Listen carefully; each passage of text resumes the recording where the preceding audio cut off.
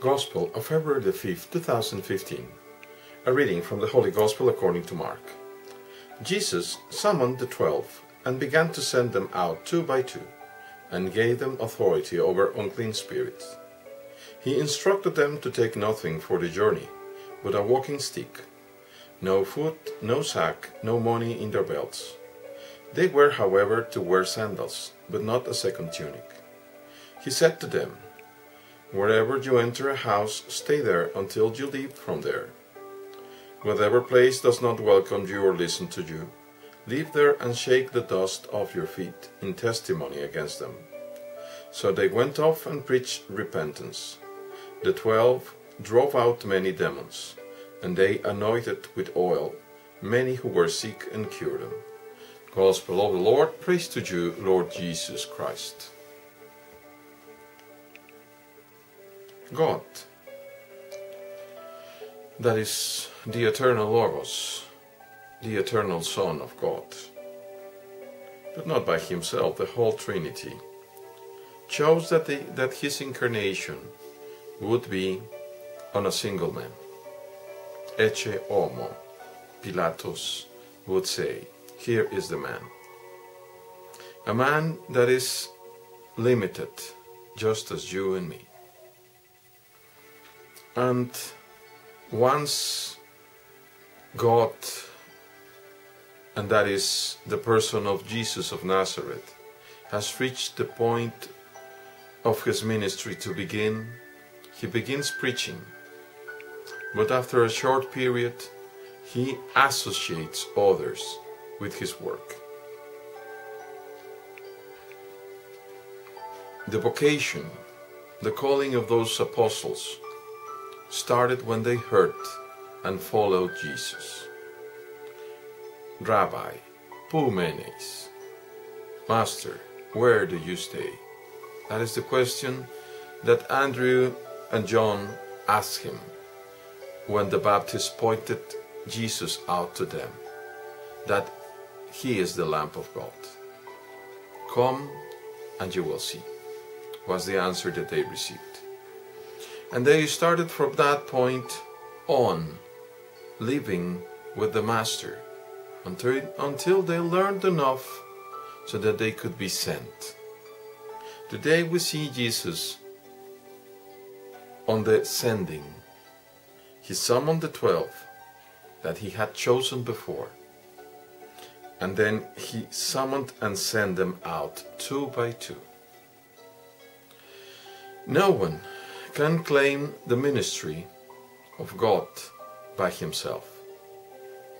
He started out by that, but even then, on the vocation level, someone pointed John and Andrew who the Lamb was.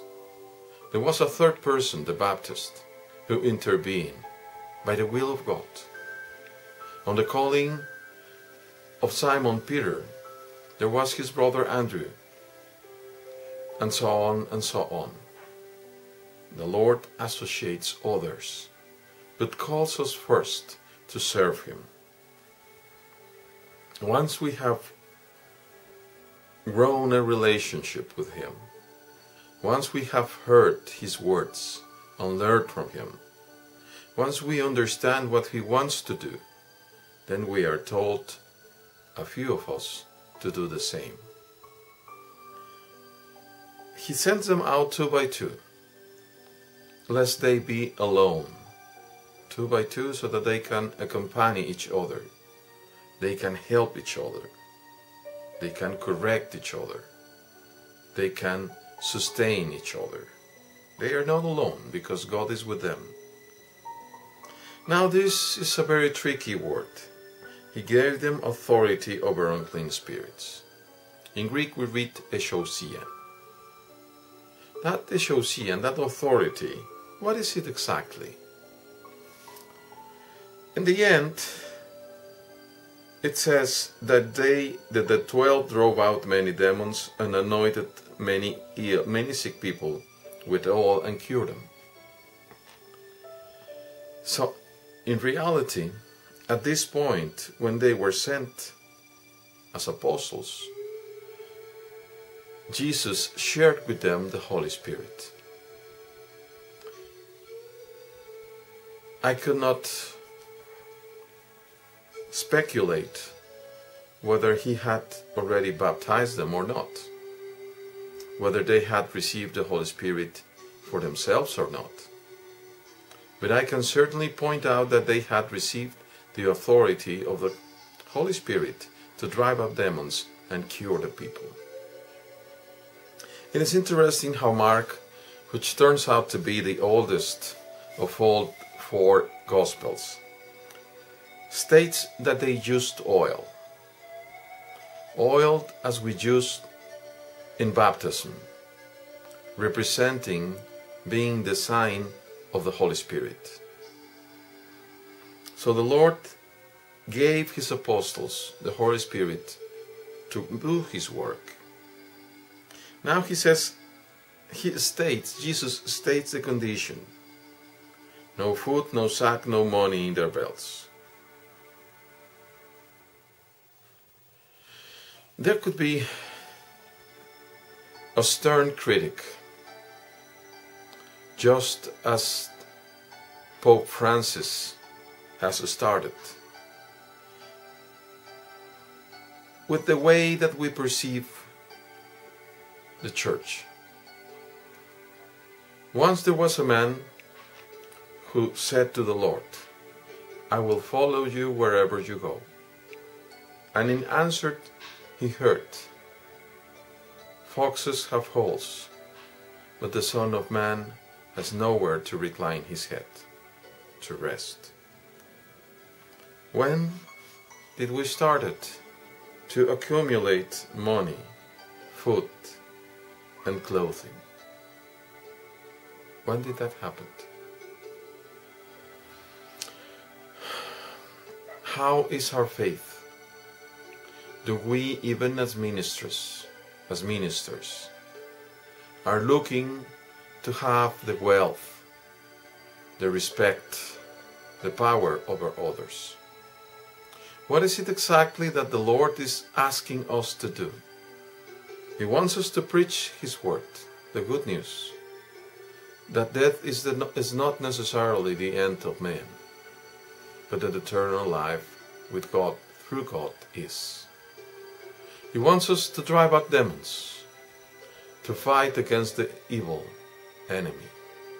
He wants us to cure the people by the action of His Holy Spirit. Our sacraments are exactly that: food and cure for the many. But do we sometimes fall into that category of simony, where we want to collect money and extract money from the people in order for us to sell them the sacrament? Do we believe that we as ministers have the right to be sustained in such a way that we might be paid much better than those that we serve? Many questions we could gather and ask ourselves. Yet I believe that faith, as a result of our response to that vocation, to that calling of God, is the exact conduit through which everything, every blessing will go through. I believe that we have, all of us Christians who believe in the name of Jesus Christ, to make a greater effort to become less human in the sense of the mundane world and more human in the sense of the Christ. May God our Father grant us all that grace. God bless you all, brothers.